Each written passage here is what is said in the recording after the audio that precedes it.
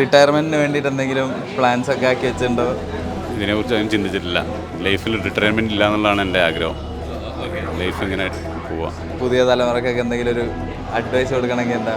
Retirement plan ചെയ്യണമെന്നാണോ ചെയ്യേണ്ടതെന്നാണോ? റിട്ടയർമെൻറ്റോട് ചിന്തിക്കാതിരിക്കുക. നമ്മൾ മാക്സിമം യൂത്തായിട്ട് ശ്രമിക്കുക, അധ്വാനിക്കുക, നല്ലപോലെ നല്ല സുഹൃത്തുക്കളായിട്ട് നല്ല ബന്ധങ്ങളും കീപ്പ് ചെയ്ത് അങ്ങനെ പോവാം.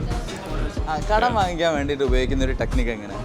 അത് ഞാൻ എൻ്റെ ഫ്രണ്ട്സിനോട് പറയും, എനിക്കടാ അവർ പിന്നെ ഒരു 5000 രൂപ കടം ഞാൻ ഇന്ന ദിവസം തരുമെന്ന് പറയും. അവരോട് നമ്മൾ ആവശ്യങ്ങളൊന്നും പറയാറില്ല. പിന്നെ ആർക്കെങ്കിലും കടം കൊടുത്തിട്ട് ഒരുപാട് പെട്ടിട്ടുണ്ട്. പുതിയ തലമുറക്കുള്ള ഒരു അഡ്വൈസ് എന്താണ്? ആരെയും ആത്മാർത്ഥമായിട്ട് വിശ്വസിക്കരുത്. ഒരു ഇതിൽ കഴിഞ്ഞാൽ നമുക്ക് അവരെ വിശ്വസിക്കാൻ പാടില്ല. അവർ നമ്മളെ ചീറ്റ് ചെയ്യുക, എങ്ങനെയെങ്കിലും വിധേന ചീറ്റ് ചെയ്യുക. ആരായാലും നമ്മളെ ഏറ്റവും വലിയ ഫ്രണ്ട് ആയാലും. പൈസ കൊടുക്കാനുണ്ട്, കിട്ടാനുണ്ട്. ജീവിതത്തിൽ എപ്പോഴെങ്കിലും ഇങ്ങനെ പൈസയുടെ കാര്യത്തിൽ പറ്റിക്കപ്പെട്ടിട്ടുണ്ടോ? പറ്റിക്കപ്പെട്ട് ചെറിയ രീതിയിലൊക്കെ അങ്ങനെ കുറച്ചായിട്ടുള്ള കാര്യങ്ങളൊക്കെ ആയിട്ട് പറ്റിക്കപ്പെട്ടു. പൈസ തിരിച്ചു വാങ്ങിക്കാനുള്ള ഒരു ടെക്നിക്ക് എങ്ങനെയാണ്? തിരിച്ചു വാങ്ങൽ നല്ല രീതിയിൽ തന്നെ പറഞ്ഞ് മേടിക്കാൻ മാക്സിമം ശ്രമിക്കുക. അല്ലെങ്കിൽ ചെറിയ എമൗണ്ടൊക്കെ ആണെങ്കിൽ നമ്മൾ കച്ചറിക്കൊന്നും പോകില്ല. കച്ചറിക്കൊന്നും പോയിട്ട് ബന്ധം മുറിയാത്ത രീതിയിൽ അത് മേടിക്കാനുള്ള കാഴ്ചപ്പാട് നോക്കും.